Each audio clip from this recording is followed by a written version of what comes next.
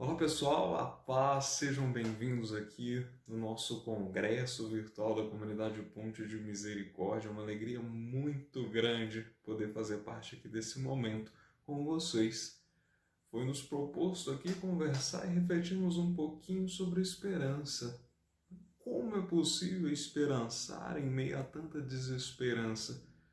Como é possível, a partir das nossas feridas e das feridas do mundo, tocar o mistério de Deus? Para início de conversa, né? Eu acho que a gente precisa partir do fato de que, se a gente analisasse com bastante sinceridade para a nossa vida e nosso coração, com certeza todos nós não gostaríamos de estar vivendo nestes tempos, nessa situação toda, em meio à morte, em meio a desastres, em meio a tanta confusão. Mas essa situação toda me lembra um trechinho do livro Senhor dos Anéis, né, escrito por Tolkien. Esse trecho está até também no filme. É o trecho que o Gandalf diz uma coisa para o Frodo muito interessante. O Frodo reclama justamente isso que a gente está reclamando hoje. Olha, eu não queria estar vivendo nesses tempos. Eu não queria estar vivendo isso tudo. Eu queria estar vivendo em outra época, em outra situação, em outro momento. Daí o Gandalf vai, repreende o Frodo e diz: olha, não cabe a nós decidirmos viver ou não nesses tempos. O que cabe a nós decidir é o que fazer com o tempo que nos é dado. Acho que é mais ou menos isso que fica para nós, nesse período, nesse momento. E ainda com Gandalf e Frodo, no outro momento, Frodo vai e diz que determinada criatura deveria morrer, deveria ter morrido. E Gandalf o repreende novamente. Gandalf vai e diz o seguinte: olha, uns que morrem mereciam viver, outros que vivem mereciam morrer. Quem que pode dizer essas coisas? Nem os mais sábios conseguem entender e conseguem dizer isso tudo. Então não nos apressemos nos nossos julgamentos. Isso é muito válido. Eu gostaria de começar citando Tolkien, justamente porque ele toca nesse assunto muito interessante nessa fala do Frodo e do Gandalf. Nós não somos senhores da vida. Quem é o senhor da vida é Deus. E o primeiro ponto aqui, a gente parte disso, somos criaturas, não somos deuses. Assumamos a nossa condição de criaturas. Nos libertemos do peso de querermos ser Deus, de querermos dar conta de tudo o tempo todo. Não, a gente não precisa de dar conta de tudo o tempo todo. Libertemos-nos desse peso. Pois bem, então, diante dessa situação toda, mesmo a gente se libertando do desejo de querer dar conta de tudo o tempo todo, a gente se vê perturbado, a gente se vê com tanta inquietação dentro. E aí, claro, a gente busca, a gente recorre, né, para as Sagradas Escrituras, a gente recorre para a vida dos santos, a gente busca, né, respostas. E uma coisa interessante com a palavra de Deus é o seguinte: não sei se vocês já perceberam isso na vida de vocês, mas a gente só começa a ouvir a palavra de Deus na medida que a gente começa a respondê-la. Enquanto a gente não começa a responder a palavra de Deus, a gente não a ouve. É uma coisa impressionante. Se você quer ouvir a palavra, comece respondendo a ela. Como assim, né? Está um pouco abstrato. Como assim? Vejam bem. A gente não escolhe racionalmente entrar no mar da fé e da esperança. A gente simplesmente se constata nele. Como assim? Imagina que uma pessoa apaixonada, né? A pessoa apaixonada, ela se decide um belo dia, acorda e fala: hoje eu vou me apaixonar. Hoje eu quero me apaixonar por tal pessoa. Não, não é assim. Como é que é? Simplesmente um belo dia você se constata apaixonado. Fala: opa, estou apaixonado.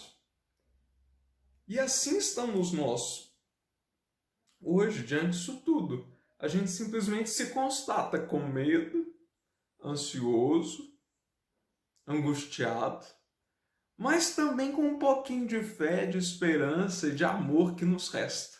né? Ou pelo menos o pouco que nos resta, né? Dessa fé, dessa esperança.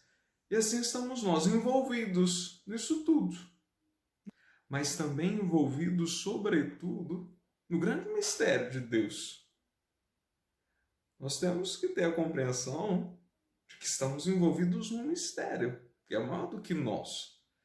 E é interessante a gente pensar como a gente se relaciona com o mistério de Deus, como a gente se relaciona diante do absoluto de Deus. Né? A gente vive um tempo que as coisas são relativizadas, né? E aí tem uma tendência contrária de se absolutizar tudo. Né? Coisas relativas precisam ser relativizadas. O absoluto precisa tomar o lugar do absoluto. O absoluto é Deus. Isso não pode ser relativizado. Nós temos que nos relativizar diante de Deus. Deus é o absoluto. Então, como que a gente se comporta diante do absoluto de Deus? Porque a nossa tendência do mundo hoje, né, capitalista, individualista, é uma tendência de que nós sejamos o nosso próprio absoluto. Mas o nosso absoluto é Deus. Daí, pensando nisso, teve um belo dia, né? Foi numa quaresma do ano passado. Eu estava lá em Lagoa Dourada, onde eu faço estágio pastoral há 3 anos. E aí, não tinha compromisso numa tarde, estava, né, de folga. E aí, resolvi então ir para a capela. Falei, período, né, de quaresma, a gente tenta aumentar, né, o tempo de oração, né, piedade. E fui lá para a capela, aí fiquei lá. Mas não estava muito disposto a rezar, não. Tá?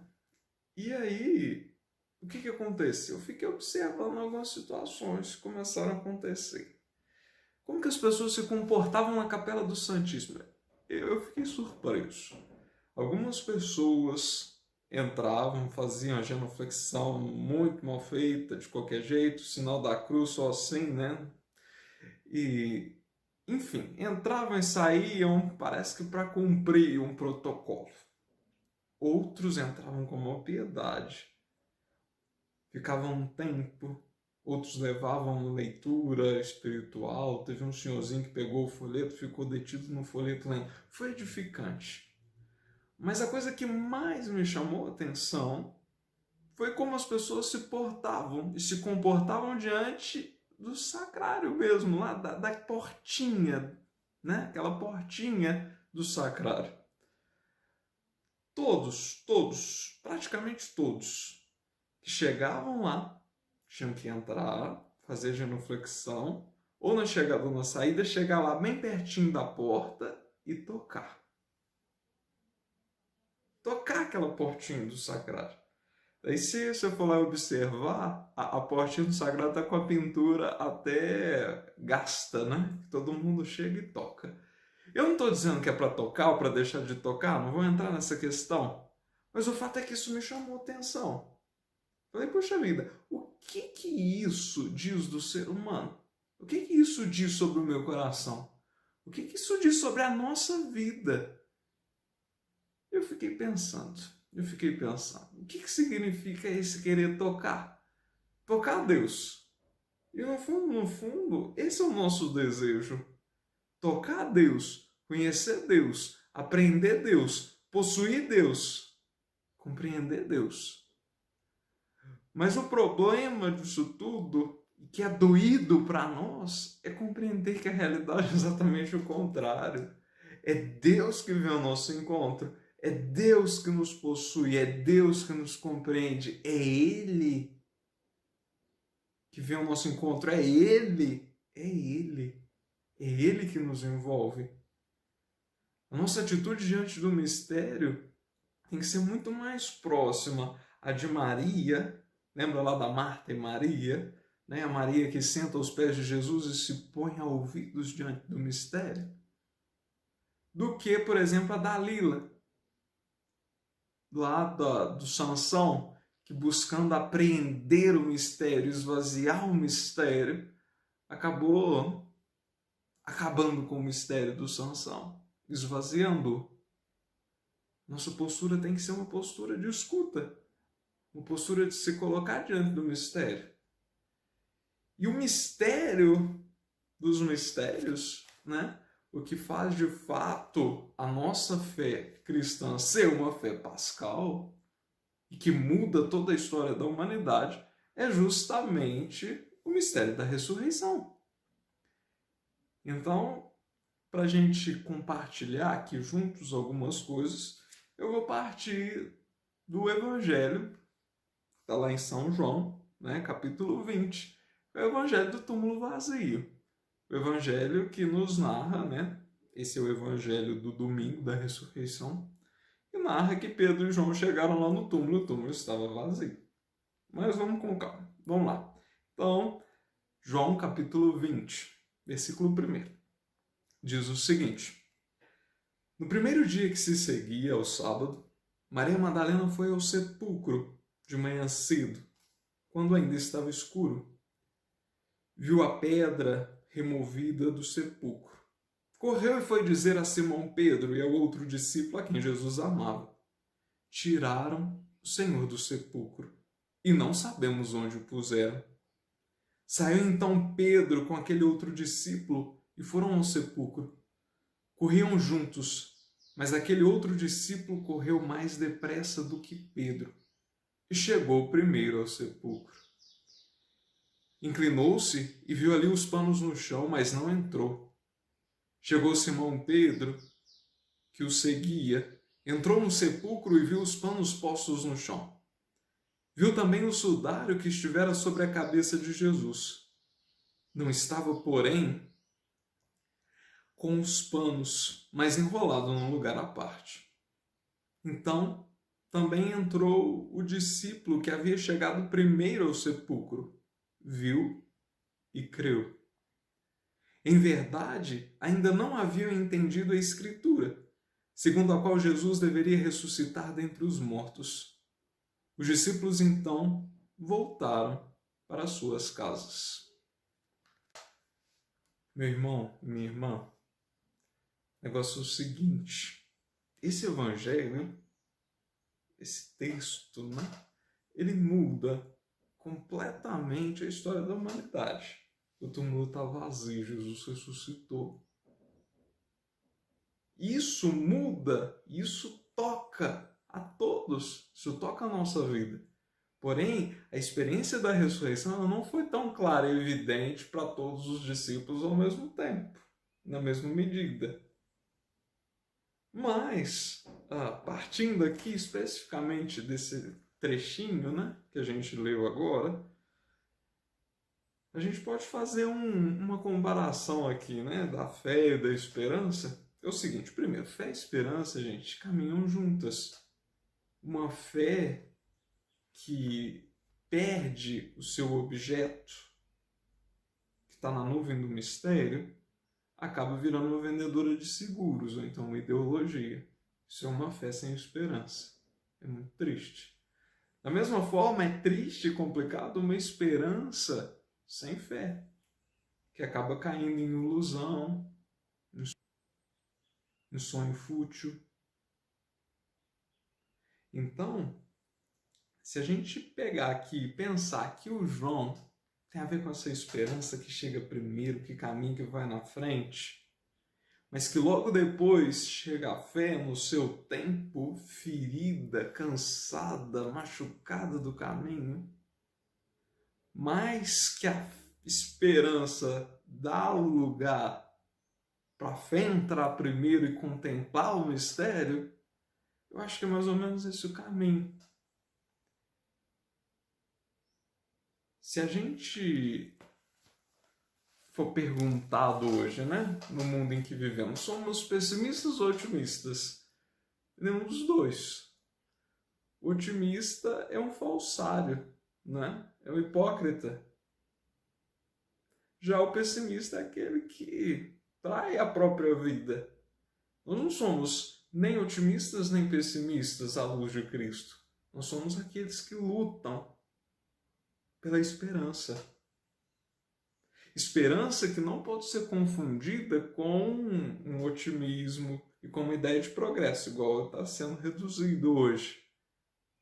A nossa esperança ela tem a ver com algo mais, com algo muito maior. E por falar em progresso, Vou trazer aqui para vocês um exemplo muito interessante. Pode ser confuso para alguns, mas vocês vão ver como é que é interessante.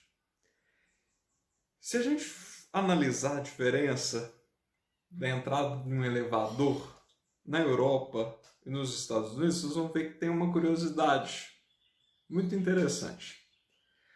Na Europa, o andar térreo é chamado de zero, né? Okay? Zero, o andar térreo, o andar, digamos, para a rua, né? É o andar térreo, andar zero, ground zero, tá bom? Andar zero. Agora, nos Estados Unidos, não existe, gente, andar zero, ground zero, não tem. Você entra no elevador, o grau que dá para a rua, né, é o andar 1. Tá? Já é o primeiro andar. Então, nos Estados Unidos não tem andar 0, já é andar 1. Enquanto na Europa tem andar 0. Por que eu estou dizendo isso? Né? Se a gente for pensar, a Europa, mesmo que bastante destruída na sua herança, né? Tantas coisas a Europa já perdeu da sua herança e ainda está perdendo, mas em certo sentido ela reconhece o ground zero, ou seja, que tem algo anterior, né? Tem o zero da vida, aquele grau mínimo, né? Tem algo que sustenta tudo. Agora, o estadunidense, que já parte da ideia da própria liberdade que ele mesmo se impôs, já ignora completamente o grau zero. Já parte do 1, do andar 1. Você vai falar assim, Jordano, isso é um exemplo tão fútil. Por que disso? Né? Estou dando esse exemplo porque, ironicamente, tem um lugar nos Estados Unidos que é chamado de Ground Zero. Esse lugar remonta a um episódio trágico da história recente da humanidade. Foi o atentado das Torres Gêmeas em Manhattan. Aquele prédio enorme, né, que, vamos dizer que, né, lá como se fosse Babel tentando tocar o céu, progresso tecnológico tentando se impor diante de Deus, esquecendo do seu grau zero, do seu andar zero, do térreo da vida, né, acabou se transformando em pó, em ruína em tão pouco tempo.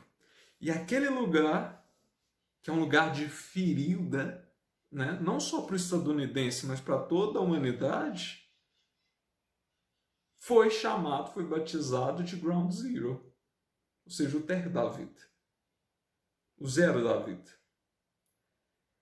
E às vezes, eu não sei porquê, a gente também é assim.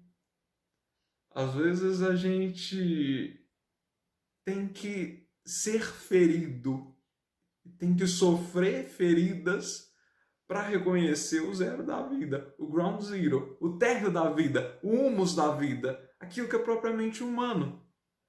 É absurdo, inadmissível pessoas que se justificam dos seus erros, dos seus pecados, das suas ingenuidades, das suas manias, enfim, de todos os seus problemas, dizendo, isso é humano. Certo? Tudo bem, de fato. Pecado, o erro, tantas questões são realidades, sim, da vida humana. Mas o que é de fato humano, que é a nossa capacidade de amar, que é a nossa capacidade de doação, que é a nossa capacidade de inteligência, é completamente ignorado. E a ferida é uma oportunidade da gente ser mais humano, da gente redescobrir a nossa humanidade ao jeito de Jesus. Por tanto tempo, a gente ignora o humus da vida, o grau zero da vida. E às vezes a gente precisa ser ferido para dar conta de certas coisas. Tem tanta gente hoje perturbada, né, na sua confiança, no sentido de viver. Nós precisamos de Páscoa. Relembremos lá do túmulo vazio. Páscoa é fazer uma travessia. Estamos todos numa travessia inimaginada, sim, mas numa travessia. E lembremos, nesse duelo vida e morte, a vida em Jesus é vitoriosa. A vida é vitoriosa. Jesus nos eterniza num amor libertador. Essa Páscoa que aconteceu com Jesus de Nazaré nos abre para as nossas Páscoas, que precisam ser feitas durante a vida para que realizemos então a Páscoa definitiva. E é interessante pensar nessas coisas. E agora eu lembro aqui, Gregório Magno, santo e papa, Gregório Magno disse o seguinte, né, que a incredulidade de Tomé foi mais útil à nossa fé do que todos os discípulos crentes, né, do que a fé de todos os discípulos crentes. Porque diante dessas situações a nossa fé às vezes se abala, sim, é comum, é esperado. O crucificado Jesus, agora ressuscitado, se manifestou aos discípulos, né? Eles amedrontados diante de tudo aquilo que estava acontecendo, assim como está amedrontada hoje a humanidade, sem perspectivas. Imagina o que foi a morte de Jesus para aqueles discípulos. O sonho tinha acabado. Aquela pessoa que tinha dito coisas maravilhosas, que tinha lhes cativado, simplesmente morre de maneira brutal. As esperanças tinham acabado. Estavam, pelo menos, reduzidas. Estavam vivendo o ground zero, né? O grau zero da vida. A espera daquele duelo vida e morte.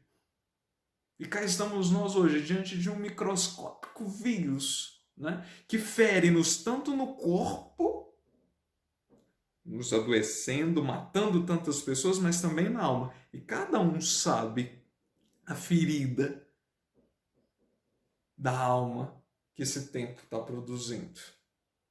Mas, de uma maneira geral, a ferida do mundo, né, que se vê ferido na sua criatividade técnica, na sua pretensa onipotência de querer dar conta de tudo o tempo todo.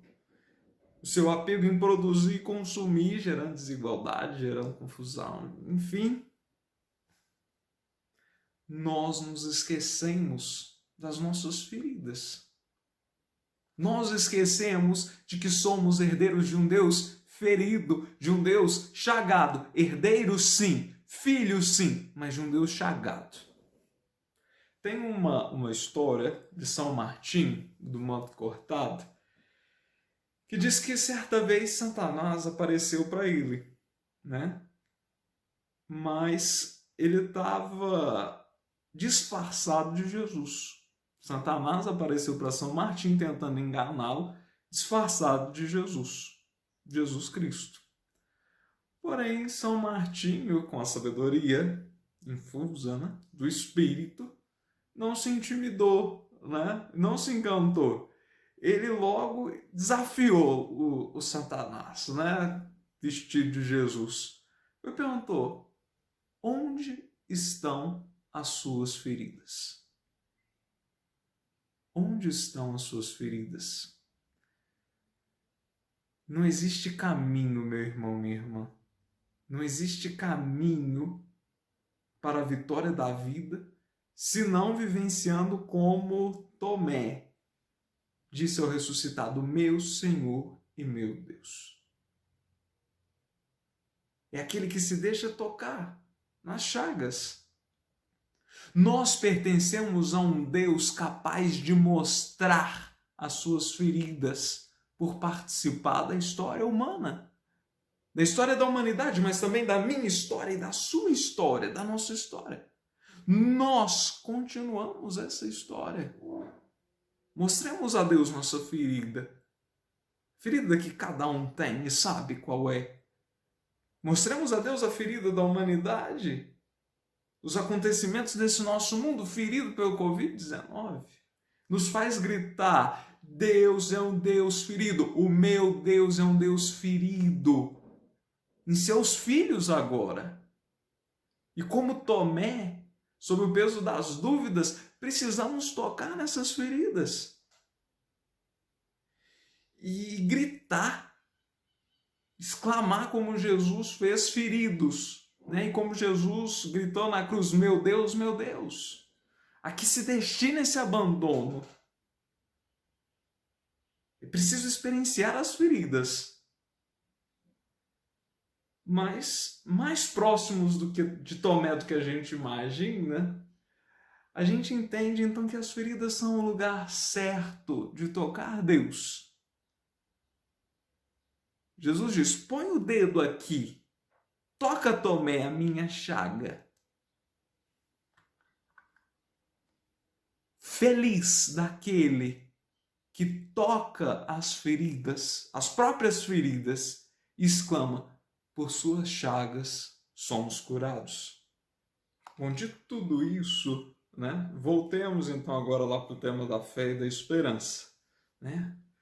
Como viver esperançando em meio a tantas feridas, em meio às próprias feridas, em meio às feridas do mundo. Vamos recorrer à vida dos santos, né? Mais uma vez. Eu vou lembrar aqui a vida de duas Teresas, né? Santa Teresinha do Menino Jesus, Santa Teresa de Calcutá e tantos outros, né? Mas vamos ficar com esses dois, com essas duas grandes santas. Ambas disseram em suas autobiografias que passaram grande parte de suas vidas sem sentirem a fé, sem sentirem aquela presença de Deus próxima, né? Viveram o que os místicos chamam de a noite escura, né? Da fé, como dizia São João da Cruz. E aí? Como dizer que essas mulheres santas que viveram de forma extraordinária em suas vidas o poder de Deus, dizem que viveram a vida sem sentir fé? Grande parte da vida sem sentir fé.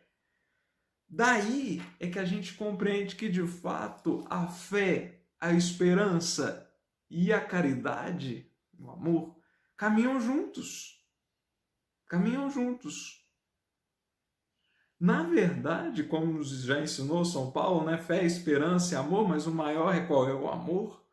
Por quê? Porque a fé foi vivida de forma tão autêntica e tão verdadeira que se encarnou no amor, se encarnou na caridade, se encarnou na esperança.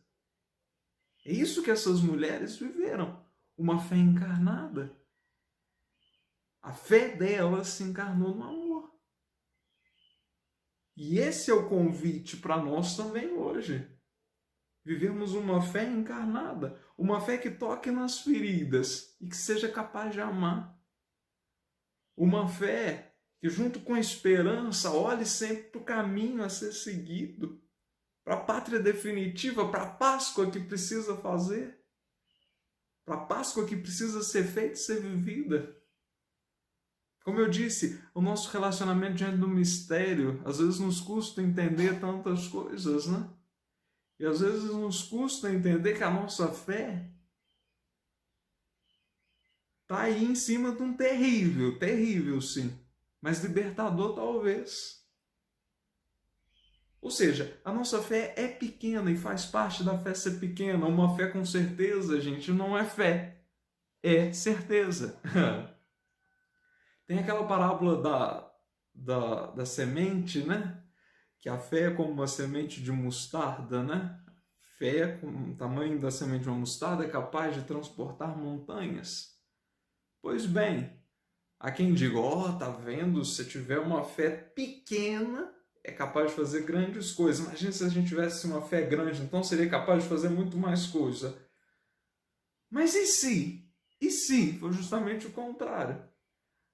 A grandiosidade da fé se encontra justamente no fato de ser pequena, de ser humilde, de reconhecer a sua pequenez. A fé é grande sendo pequena. Uma fé pequena, que se reconhece pequena, que se reconhece frágil, mas por essa pequenez é capaz de grandiosidades. Grandiosidades. é capaz de fato transportar montanhas, coisas grandiosas. Mas isso tudo não é por ser grande, mas é por ser justamente pequeno.